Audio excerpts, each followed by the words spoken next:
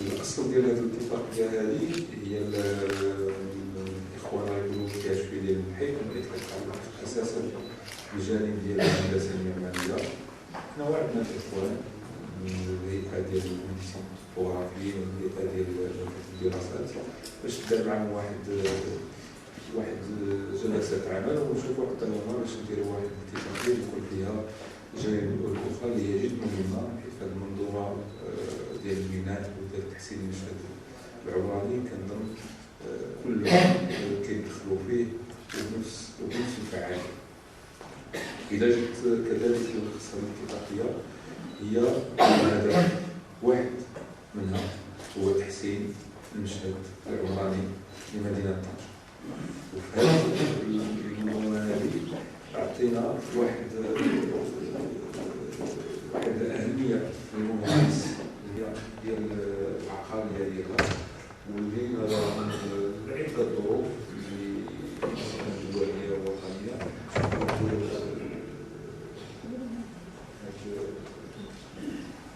هذا السيكتور ديال العقار باش يعرفوا واحد التراجع أكثر واحد مابقاش نفس الزمن يحسبوا بها ولا نرجعوا لها. وما بين المسائل اللي طرحنا عليها هو توسيط المصادر يمكن لنا والإدارة هي خدامة باش تسهل هذه المصادر وتشجع الاستثمار. الإدارة ماشي ضد الاستثمار بالعكس مع المنعشين العقاريين غير المسائل خصو يكونوا يمشيو بالضوابط القانونية اللي خصو يكون. إذا هذه الاتفاقية كذلك واللي بغينا ما تكونش كذلك فقط أنها ندور على بعض الاتفاقية ولا كل واحد يمشي في مكان يناسب العمل ديالو بأنها تكون اتفاقية فعل. كنظن عدة اتفاقيات فات لهم تمضاو قبل ما كنتمش الإجراء عليهم. إذا هذا الشيء الله يجزيكم بخير وكنظن أنا ديما مستوى شخصيا أنه هناك واحد الإرادة فعلية لجميع الأطراف باش نفعلوا هذه الاتفاقية هذه ونقوموا كما قلت مازال كاين واحد الجانب ديال الهندسة الطبوغرافية والهندسة المدنية مازال خصنا نشتغلوا عليهم وخصنا نديروا واحد الوقفات ديال وسط الشهور باش نشوفوا شنو هو يمكن وصلنا في التطبيق ديال هذه الاتفاقية. إذا ممكن إلى عليكم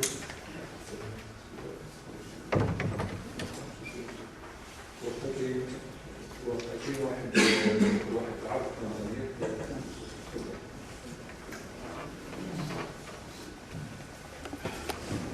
شكرا سيد الرئيس السادة الرؤساء السيدات والسادة الحضور. الشهر العام بالنسبة اليوم والتقديم ديال الخلاصة ديال اتفاقية مع السيد والد الملك. مسألة هذه هو الأمانة الأدبية نتعرض اللغة الفرنسية كما جات به الاتفاقية ولذلك الإخوان اللي ساعدوني في العرض ديالي في الإقرار. بعض الأرقام المهمة les chiffres clés de la ville de Tanger en matière de gestion urbaine. Une superficie globale de 17 000 hectares. Une superficie aujourd'hui de zones délimitées à redresser 1200 hectares. Un total de dossiers instruits en 2015 à Mouhiyana تقريبا 6000 ملف ولكن كان 6000 ملف. فهاد 6000 ملف عندنا تقريبا 3500 ملف اللي يشملوا الأحياء الناقصة الشيء. الإكراهات اللي كنعيشوها اليوم في الاستدوالي وكنبيعوا بعجالة كما جاوبت في الوجه ديال الاتفاقية.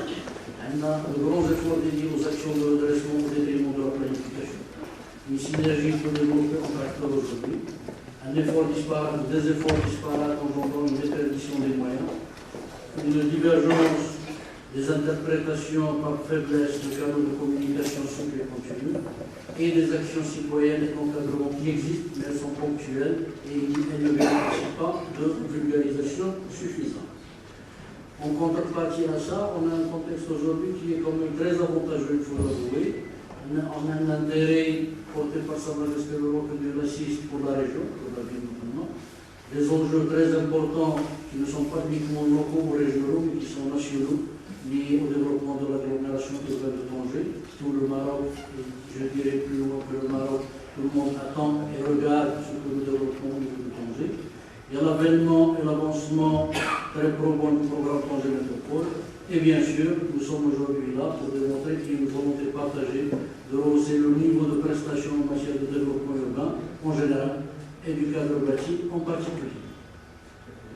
Ce qui nous a mené, tel que ça a été dit au mot introductif de M. Louali, ce qui nous a automatiquement donné un accord consensuel, nous a poussé vers un accord consensuel par l'inertie, qui prévoit la mise en place d'une plateforme de concertation, de réflexion et d'innovation visant la maîtrise de la planification et de l'évolution de la ville. Et en deuxième lieu, la création d'une dynamique encourageant l'effort collectif et favorisant le sens de responsabilité et bien sûr l'émergence des compétences locales. Tout cela, suite aux décisions qui ont été prises et aux différentes négociations et discussions, on a abouti à un conventionnement entre partenaires doté d'un maximum d'opérationnalité et de souplesse. Toutefois, il reste en conformité bien sûr avec la réglementation. Les signataires partenaires, tels que vous les voyez en panel, c'est la préfecture de Tanger, c'est bien sûr représentée par M. Weli, la commune urbaine de Tanger, l'Ordre national des architectes, le conseil régional, l'Union des promoteurs immobiliers de Tanger, l'Association des bureaux d'études du Nord, l'Association des ingénieurs géomètres topographes de Tanger et l'Agence urbaine a eu aussi l'honneur d'être parmi les partenaires de ce panel. Les axes de partenariat qu'ils ont été convenus, c'est des actions citoyennes d'abord, comme chapeau, les procédures liées aux autorisations de lotir et de construire, tel que ça a été dit par M. Loisy auparavant, et les modalités, bien sûr, de réalisation, de suivi et de réception des opérations d'aménagement et de construction. En défalquant ces axes dont je viens de parler, on a des actions génériques qui ont émergé automatiquement. C'est le fait de respecter les dispositions légales et réglementaires en matière de planification et de gestion urbaine. C'est d'œuvrer pour la préservation du patrimoine architectural de la ville, qui est quand même l'un des plus intéressants au niveau national et international. Fédérer des efforts individuels ou collectifs autour des actions visant à rehausser la qualité des prestations et organiser des manifestations et mettre en place un cadre et des outils de travail collectif efficients.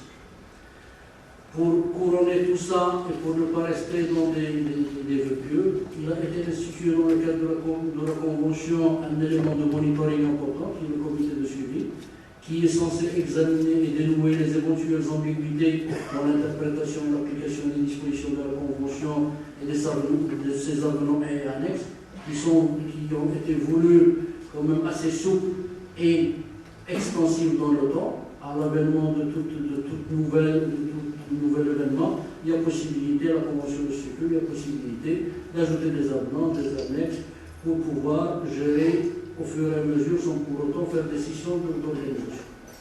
Deuxième élément qui revient de droit au comité de suivi, c'est d'élaborer des conventions spécifiques découlant de la convention cadre. À chaque fois que le besoin se fait ressentir, et ça a été dit par M. Mouani, des réunions périodiques seront menées, notamment dans ce cadre et dans d'autres cadres parallèles, pour qu'il y ait bien sûr des conventions spécifiques à chaque fois que le besoin se fait ressentir. Le comité de suivi est appelé aussi à déceler les dysfonctionnements liés à l'application des procédures en vigueur et bien sûr de proposer des actions adéquates pouvant faire évoluer favorablement le climat des activités liées au domaine de la Convention. Et merci.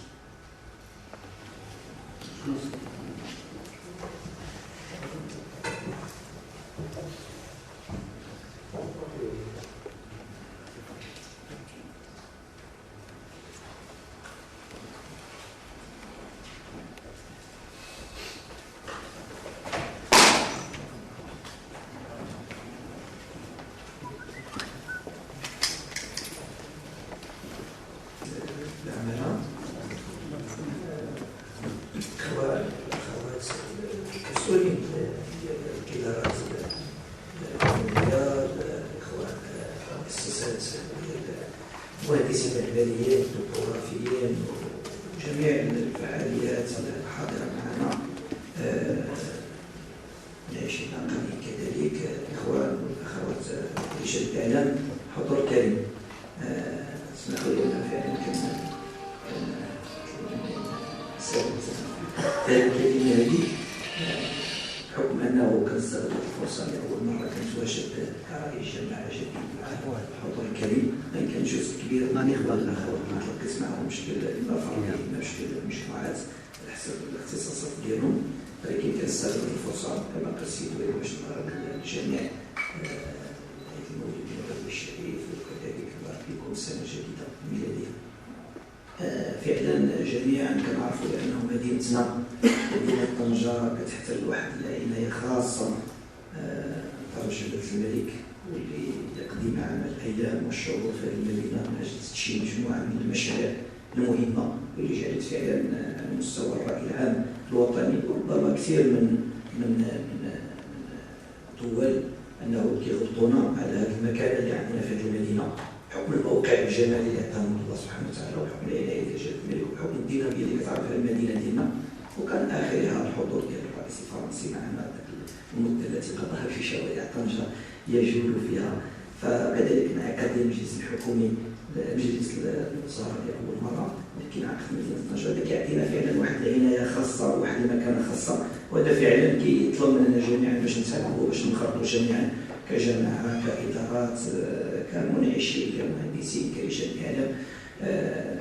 والحمد لله اللي يسر لنا الله سبحانه وتعالى السيد الوالي الرغبه ديالو القويه في الاشتغال وفي الاشراك ديال الشباب في العمل المشترك بين جميع المكونات ديال المدينه من اجل اخراج مدينه جميله. فعلا انا غير الصباح اول ما دخلت المكتب فتحت وانا كنشوف واحد طنجه كما نريدها، واحد الصوره نطلب من اخي قدر الاخوان اللي عندهم المسافه ما عرفتش منين جبنا ولكن واحد المدينه جميله جدا، الموقع الطبيعي ديالو لكن فيها واحد الشكل بنائي مختلف على ما هو حاصل الان، ولكن كتطور فعلا.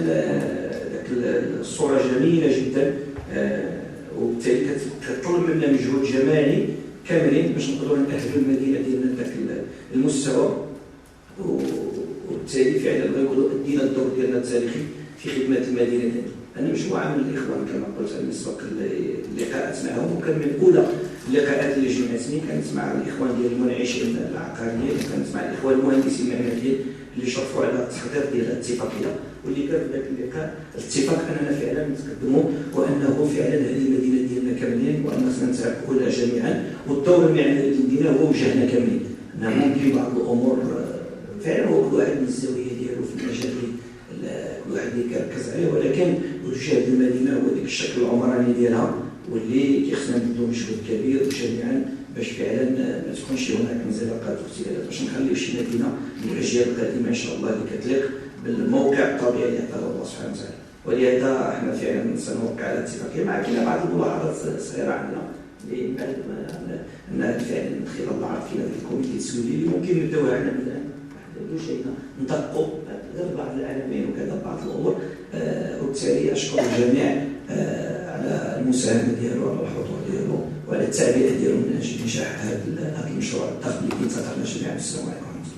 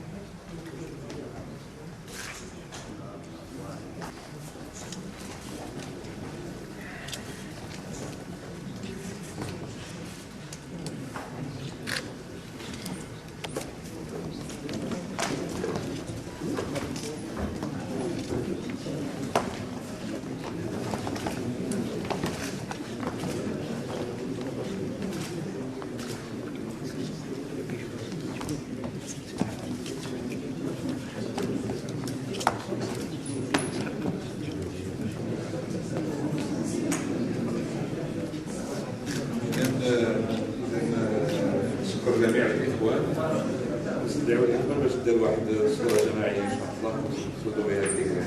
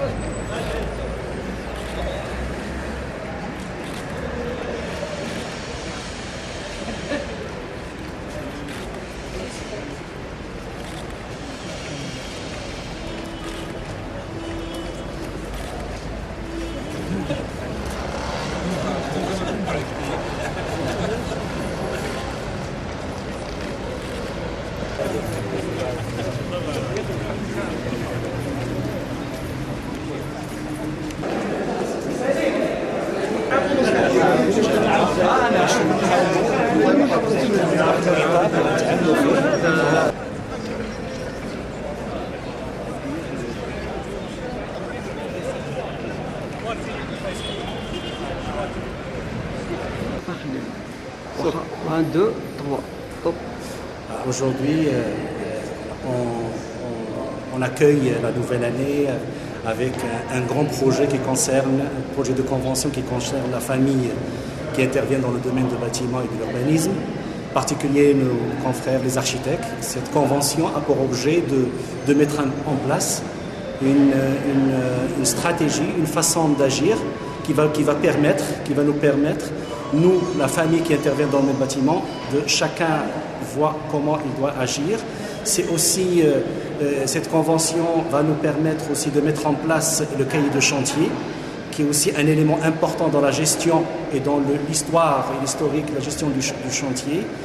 Il nous est aussi demandé dans cette convention de mettre en place une charte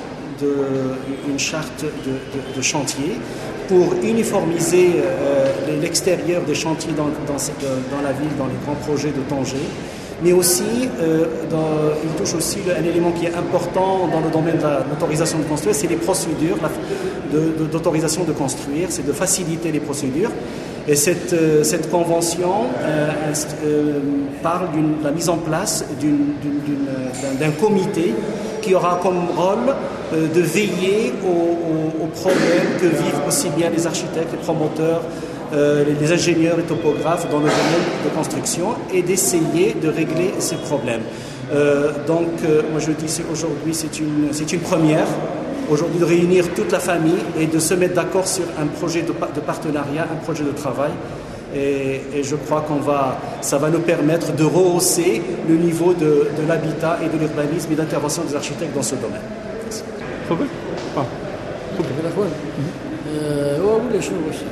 تعطينا اسمع عندك عربي ولا فرنسي؟ عربي. بسم الله الرحمن الرحيم. اليوم راكم حضرتوا معنا التوقيع على اتفاقيه الاطار اللي داخله في اطار طنجه الكبرى، في اطار برنامج طنجه الكبرى. هذه الاتفاقيه تعنى اساسا بالمشهد الحضاري ديال المدينه، بالانجازات العقاريه، بالتراخيص، بالتجهيزات اللي كتقوم بها الدوله والمجتمع المدني والمنتخبون على الصعيد ديال مدينه طنجه. علاش طنجه الكبرى؟ لانه برنامج كما تعلمون برنامج ديال سيدنا نصره الله هو اللي عطى الانطلاقه ديالو.